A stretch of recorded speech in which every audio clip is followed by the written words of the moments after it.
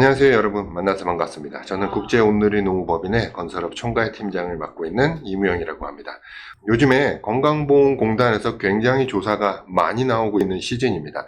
물론 11월 달이 되면 마감을 해야 되는 시기이기 때문에 고용산재도 굉장히 바쁜 시기이긴 해요. 오늘은 그 조사 관련 첫 번째 시간으로 건강보험국민연금공단에 대한 조사의 기준, 변천사 등을 먼저 살펴볼까 합니다. 자, 이 화면은 전에도 제가 한번 보여드린 적이 있어요. 우리 건강보험공단, 국민연금공단의 조사의 변천사. 이 도식을 보시면 여러분들이 조사에 관해서 좀 편하게 이해하실 수 있을 것 같아서 준비해봤습니다. 첫 번째부터 보시게 되면은 2006년도에 처음 보건복지부에서 논의가 시작됩니다. 2006년도에 보건복지부에서 내놓은 보도 자료입니다. 자, 보시면 보건복지부 장관 유시민은, 예, 맞습니다. 여러분들이 알고 계신 그 유시민 장관이 맞고요. 그때 당시에 보건복지부 장관을 역임하고 있었죠. 그때 변경된 내용이 되겠습니다. 이때 건설일용 근로자가 1개월 이상의 근로를 할 경우 건강보험이 국민연금에 가입을 해야 되는 어려움이 있다. 그래서 이 부분을 해결하고자 우리가 현장의 사후정산 제도라는 것을 마련했으면 한다라고 해서 여러분들이 잘 알고 계시는 현장별 20일이라는 개념이 이때 2006년도에 처음 나오게 됐습니다. 그래서 이 내용은 2007년도에 광급공사부터 1월 1일부터 적용이 됐고요. 그 다음에 2008년 1월 1일부로 민간공사까지 확대돼서 운용 중에 있습니다. 현장별 20일 어쩌고 저쩌고 하는 여러분들이 가장 많이 알고 계시는 그런 내용의 시초가 되겠습니다. 그러면 이 이전에는 어떻게 했을까요? 그때는 별거 없었습니다. 현정이란 개념 자체가 아예 전무했습니다. 그래서 현장별 가입이 아니고 모든 일용근로자는 그냥 우리 건설업 사업장 단위로 2달 연속 일했으면 4대 보험의 가입 대상이 우리 건설사 본사 근로자로 적용이 됐던 때였습니다. 네, 그래서 흔히 우리가 그 4대 보험은 복지라고 하거든요. 복지를 향상하기 위해서 이런 제도가 만들어졌다라고 이해하시면 좋을 것 같아요. 근데 우리 건설업은 19일로 다 맞췄었죠. 현장별로. 이제 그 내용이 나오게 됩니다.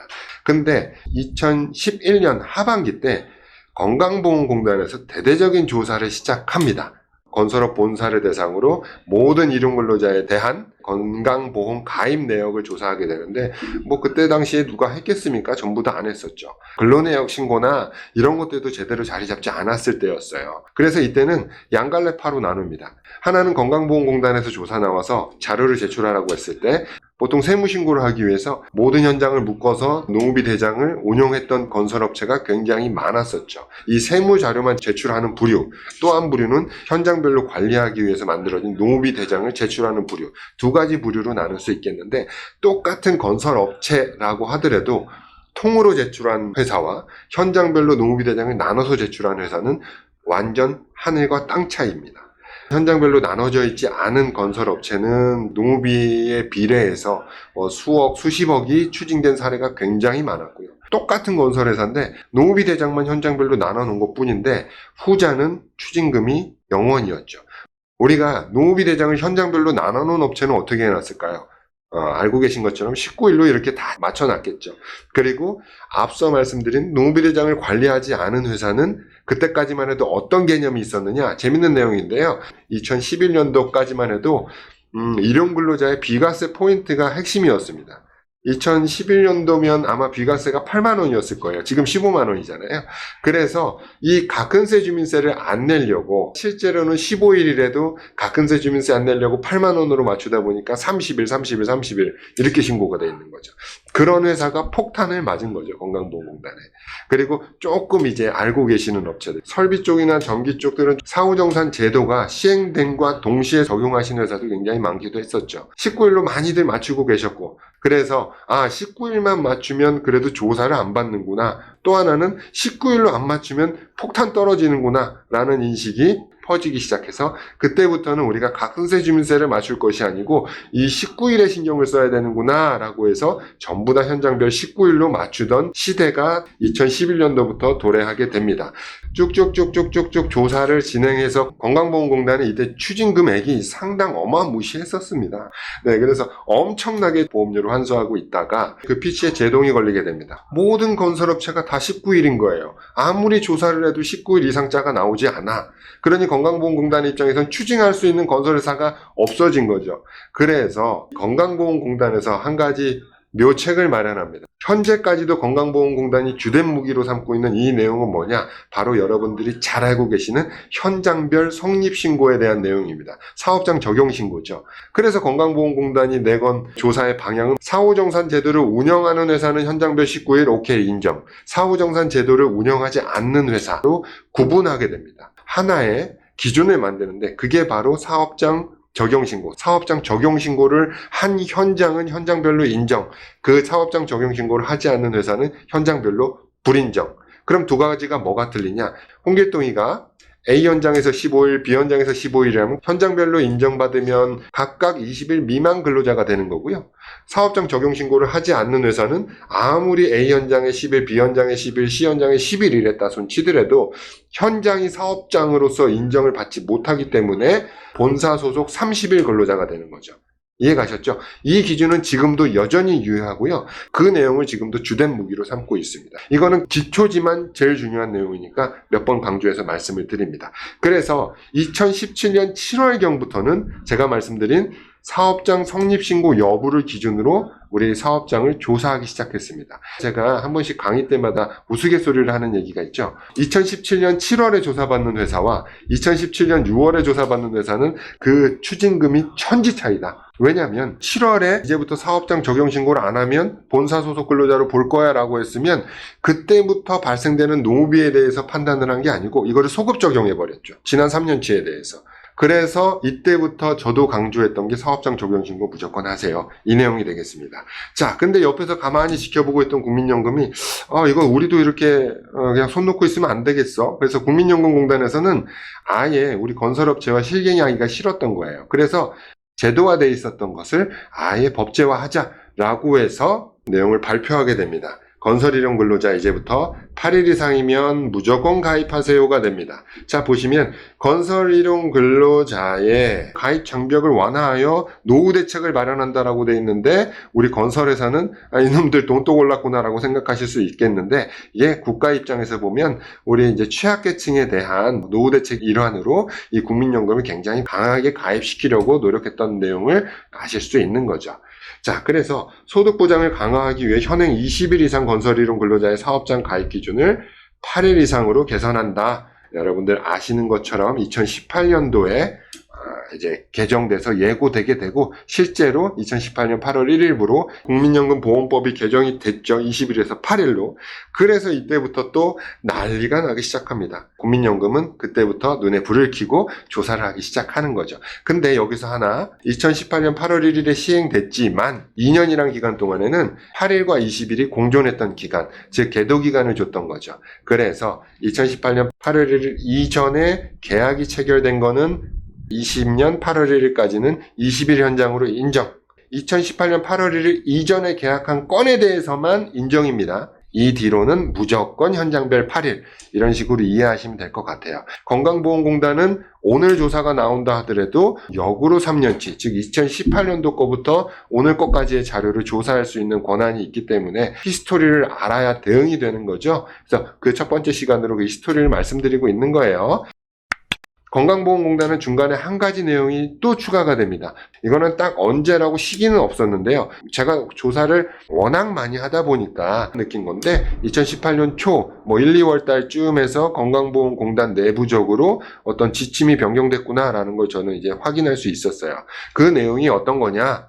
일용근로자 상근성 기준이라는 건데 그냥 한마디로 풀어드리면 사후정산 제도를 운영을 하면 현장별 20일인데 사후정산 제도를 운영하지 않으면 본사 8일 이상이었어요. 거의 100%의 노무비가 다 걸리게 되는 거예요. 그래서 이 내용이 너무 과하다라고 해서 현장별로 성립신고를 안 한 회사들은 본사 기준으로 8일이 아니고 우리 15일까지만 봐주자. 성립신고 아무것도 안 했어도 14일까지는 냅두자 라고 하는 건데, 이 15일에 대한 날짜 기준은 어디서 왔느냐?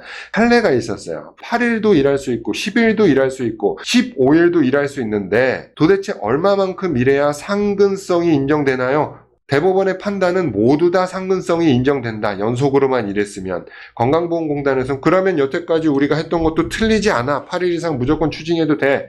라는 게 답이 되겠지만, 야, 우리 좀 봐주자. 너무 민원이 많다.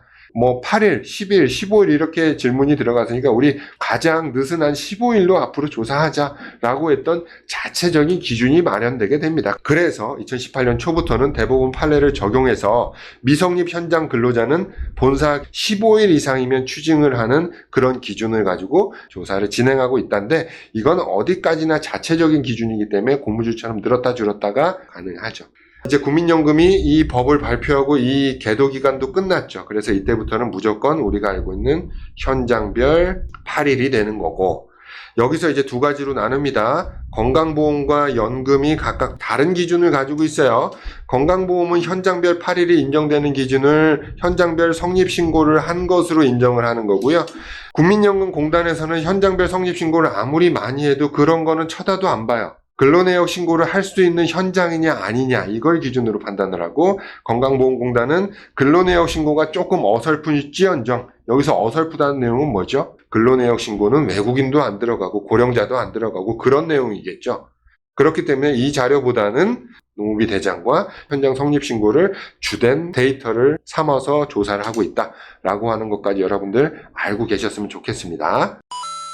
자, 그래서 아까 말씀드린 내용 중에 중요한 포인트, 건강보험공단의 기준이기 때문에 21년 지금이 11월이죠. 이때 조사가 시작됐으면 건강보험공단은 2018년도 것부터 현재 것까지에 대한 자료를 제출해라. 근데 여기서 여러분들이 중점적으로 봐야 될 거, 건강보험공단의 핵심은 뭐다? 현장별 성립신고를 했느냐 안 했느냐, 이게 첫 번째. 두 번째는 20일자 현장과 8일자 현장이 공존했던 기간, 즉 2018년 8월부터 2020년 8월이죠. 원래대로라고 한다면 이 법은 국민연금공단에서 바뀐 법이기 때문에 굳이 건강보험공단에서 이거를 따라가지 않아도 됩니다. 근데 건강보험공단에서도 이걸 따라가기로 했기 때문에 우리도 A 현장은 20일로 조사받을 수 있고 B 현장은 이때 이후로 현장이 생겼기 때문에 8일로 적용받아야 된다는 거 여러분들 반드시 인지하셔가지고 구분을 해서 건강보험공단에 자료 제출하는 게 굉장히 중요합니다. 그러면 마지막으로 국민연금공단에서는 이걸로도 성이 차지 않습니다. 여러분들 요즘에 가장 많이 하고 계시는 꼼수 3.3%죠? 국민연금공단에서 다시 한번 법을 바꿔버립니다. 여태까지는 여러분들 제가 설명드린 것처럼 현장별 8일이냐 아니냐, 현장별로 적용받느냐 아니냐, 몇 월 달에 며칠 일했느냐가 가장 기본적인 가입 조건과 기준이 됐었다라고 한다면, 그 3.3%를 끌어당기기 위해서 2022년 1월 1일부터 국민연금 사업장 가입 기준에 소득 기준을 포함한다. 8일도 보고 소득 기준도 보고 둘 중에 하나만 걸려라. 이 뜻이 되겠죠. 둘 중에 하나만 걸리면 내년 1월 1일부터는 무조건 가입 대상이 된다라고 하는 거 여러분들 가슴 깊이 새기시기 바라겠고요. 그런데 여태까지는 근로소득자에 대해서만 조사를 했던 게 맞습니다. 사업소득자는 근로소득자 범위 안에 들어가 있지 않았을 뿐더러 건강보험 국민연금에서 조사하지 못하는 가장 대표적인 원인이 두 가지가 있었죠. 몇 월 달에 일을 했는지 특정할 수가 없어요. 국세청 자료를 가지고서는. 왜? 국세청 세무신고할 때 여태까지는 간이 지급 명세서, 즉 3.3%죠. 1월과 7월 말까지 1년에 딱 두 번 신고하는 거라서 특정 월을 기준할 수 없었는데 어떻습니까? 지금도 하고 있죠, 여러분들. 올해 8월 말부터는 매월 신고로 바뀌어 있죠. 이미 3.3%도 매달 신고하고 있기 때문에 사업소득자의 근로한 특정 월을 이 신고로 인해서 몇 월 달에 일했는지 특정할 수 있는 거죠. 두 번째 이유는 뭐였냐면 사업소득 신고를 할 땐 날짜가 들어가지 않습니다. 즉 며칠 일했는지를 알 수가 없는 거예요. 그러니 8일 이상이라는 기준에 대입할 수가 없는 거죠. 그래서 추징하지 못했다라고 한다면 날짜가 들어가지 않더라도 3.3%에는 금액은 들어가잖아요. 그래서 소득 기준을 추가해 버리니까 3.3%도 특정월 특정할 수 있죠. 금액 추가되니까 당연히 금액 기준 이상이면 추징할 수 있죠. 아무리 그래도 우리가 신고 자체를 근로소득이 아니고 사업소득으로 했는데 그걸 마음대로 추징할 수 있나요? 라고 질문 주시는 분이 있을 법도 한데요. 건강보험 국민연금의 조사 패턴, 고용산천도 마찬가지예요. 의심 가는 건 무조건 추징 예상 보험료에 추가한다. 그리고 거기에 대한 입증 자료를 제출하면 빼준다. 즉 3.3% 사업소득자도 주기적으로 일을 했기 때문에 근로자로 의심돼서 사업장에 가입 대상자가 된다라고 통보를 해놓고, 만약에 이 사람이 진짜 3.3% 사업소득에 해당하는 사람이면 계약서라든지 약정서 같은 것들을 제출하세요라고 하겠죠.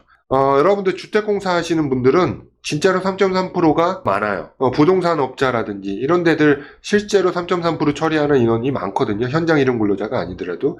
근데 문제는 그분들에 대한 약정서라든지 내역이 존재하지 않아요. 그것들 여러분들 앞으로 잘 챙기셔야 돼요. 거기에 대한 근거가 없으면 추징 대상이 될 수도 있다라는 거죠. 그래서 잘 챙기시고, 반대로 실제로 근로자분을 3.3% 처리하셨던 분들은 이 사람이 진짜 3.3%가 맞습니다라고 하는 근거, 그게 존재하진 않겠죠. 근데 뭐 그런 것들 한번 고민해 보시기 바라겠습니다. 자, 그래서 오늘은 여기까지, 특히 건강보험을 초점으로 한 사후정산제도, 즉 건강보험공단 및 국민연금의 조사 변천 과정에 대해서 디테일한 예를 들면서 여러분들께 속 시원히 설명해 드리는 기회를 가졌습니다. 그나마도 여러분들이 이래서 저랬구나 라고 하는 걸 이번 시간을 통해서 많이 해소됐을 거라고 이제 판단이 되집니다. 자, 그러면 오늘 여기까지. 다음 시간에 더 좋은 내용 가지고 여러분들 찾아뵙도록 하겠습니다. 감사합니다. 여러분들 조금 더 궁금한 내용들은 제가 운영하는 카페나 다른 영상 보기를 클릭하셔서 관련된 세부 내용 확인해 주시길 바라겠습니다.